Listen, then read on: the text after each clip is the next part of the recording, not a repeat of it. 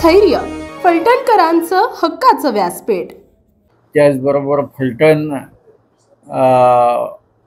विधानसभा मतदारसंघ फलटण तालुक्याचे अध्यक्ष म्हणून सातारा जिल्हा मध्यवर्ती बँकेमध्ये जे आता संचालक म्हणून अतिशय चांगल्या पद्धतीने काम करत आहेत त्या शिवरूपराजेंची निवड ही फलटणच्या अध्यक्षपदी करण्यात आली।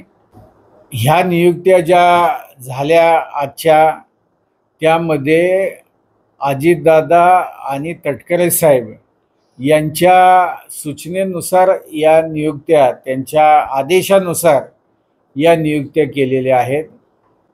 त्यांच्या पातळीवर म्हणजे माझ्या पातळीवर काही चर्चा या नेतेमंडळींशी झालेली नाही, पण त्यांच्या पातळीवर काही चर्चा होऊन झाली असेल तर त्या संदर्भात मला काही कल्पना नाही आहे, त्यामुळे मी त्या बाबतीत काय अधिक सांगू शकत नाही। युतीमध्ये ज्या जागांच्या तडजोडी झाल्या त्यामध्ये फलटण विधानसभा मतदारसंघ हा राष्ट्रवादीच्या वाट्याला आला घड्याळाच्या आणि वाई विधानसभा मतदारसंघ आला। आता हे वरिष्ठ पातळीवरचं जागा वाटप होतं, त्यामध्ये ज्या 2 जागा आम्हाला आल्या त्या दोन्ही जागा आम्ही निवडून देण्याचं काम केलेलं आहे। तुमच्या पक्षाला सुटली त्याच्यानंतरच सतीश पाटील कांबळेंची उमेदवारी जाहीर झाली ना, त्याच्या आधी जागा वाटपच झालं नव्हतं ना। फलटणची जागा राष्ट्रवादी पण त्यांच्या मला असं वाटतं की ते भाजपच्या माजी खासदारांच्या अंडर काम करतात। नाही, ते कोणाच्या अंडर काम नाही करत, त्यांच्या बरोबर ते काम करत होते। जरा ऐका, अरे भाजपमध्ये सचिन पाटील जे आहेत ते आपलेच आमदार आहेत, फक्त तांत्रिक दृष्ट्या ते राष्ट्रवादीमध्ये आहेत असं ते नेते जाहीरपणे सांगतात।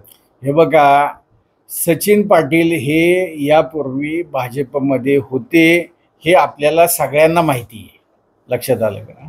आता जागा वाटपामध्ये ज्यावेळी ती जागा राष्ट्रवादीला आली त्यावेळी वरिष्ठ नेते मंडळींनी त्यांची उमेदवारी स्वीकारून त्यांना पक्षामार्फत उभं केलंय ना। शिवरूपराजेंचं नाव हे प्रदेश पक्षाकडूनच आलेलं आहे, लक्षात आलं का? आणि रामराजे साहेब हे परवा ज्या मिटिंगला, त्या मिटिंगला मी पण होतो, ज्या आमदारांच्या मिटिंग झाल्या त्या मिटिंगला रामराजे साहेब सुद्धा उपस्थित होते। त्यामुळं काही त्यांची चर्चा झाली असेल त्याविषयी आता म्हणजे माझ्या समोर काही चर्चा झालेली नाहीये, त्यामुळं मी त्याच्याबद्दल काय खुलासा करणार का? बाळासाहेबांनी उत्तर देण्यापेक्षा मी त्याचं उत्तर देतो। अजूनही युतीमध्ये ह्या तिन्ही आमचे जे नेते आहेत, देवेंद्र फडणवीस साहेब आहेत, अजितदादा आहेत, एकनाथ शिंदे साहेब आहेत, या तिन्ही पक्षांच्या प्रमुखांचं अजून निर्णय झालेला नाही, कारण अजून निवडणुका जाहीर झालेल्या नाहीयेत। अजून संबंधित विषय हा सुप्रीम कोर्टामध्ये प्रलंबित आहे, त्याचा आता मला वाटतं 25 फेब्रुवारीला त्याची तारीख आहे। त्यामुळं त्यानंतर वरिष्ठ पातळीवर जो काय निर्णय होईल त्याची अंमलबजावणी आम्ही खाली निश्चितपणाने ताकदीने करू। ज्यांचे उमेदवार जे काय धोरण ठरेल, समजा युती करून इलेक्शन लढायचं झालं मग त्या पद्धतीने जागा वाटप होऊन जर का तसं काही तडजोडीतनं झालं निवडणूक तर तशी लढायची तयारी आमची आहे। आणि समजा वेगवेगळं निवडणूक लढायचा निर्णय पक्ष पातळीवर झाला वरच्या पातळीवर तर तशी निवडणूक लढायची आमची तयारी आहे।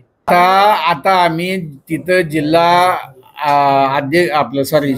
तालुका अध्यक्ष आम्ही तिथं नियुक्त केलाय, त्यांच्या खांद्यावर जबाबदारी दिली आणि त्यांची शिफारस आमदार साहेबांनीच केली ना।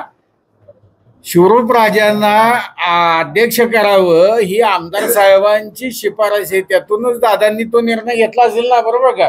मला माहित नाही, आज तरी रामराजे राष्ट्रवादीमध्ये आहेत ना, राष्ट्रवादीच्या ह्याच्यावर विधान परिषदेचे ते आमदार आहेत, त्यामुळं आज आहेत। आता ते राहतील का नाही हा तुम्ही प्रश्न त्यांना विचारायला पाहिजे, मी दुसऱ्याचा विषय कसा सांगू शकतो, कोणाचं काय? निवडून येण्याचा निकष आणि तो पक्षाशी एकनिष्ठ, नेत्याशी एकनिष्ठ, ह्याच्यावरच तिकीट दिलं जाणार राष्ट्रवादी.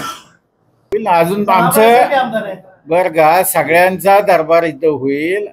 त्याच्यासाठी अजून कार्यालयाचं काम आमचं थोडं मागं, हॉलचं काम थोडं राहिलंय जिथं आपल्याला, कारण इथं काय ह्या अध्यक्षांच्या केबिनमध्ये इतकी माणसं बसत नाहीत, त्याच्यासाठीच मागं आम्ही ते हॉलचं काम केलंय. तर तिथं आपण काम कंप्लीट झाल्यानंतर चालू करू ना जनता दरबार. काय त्यात आपल्या परिसरातील ताज्या आणि महत्त्वाच्या बातम्या पाहण्यासाठी स्थैर्य न्यूज चॅनलला यूट्यूबवर सबस्क्राईब करा आणि बेल आयकॉन प्रेस करा.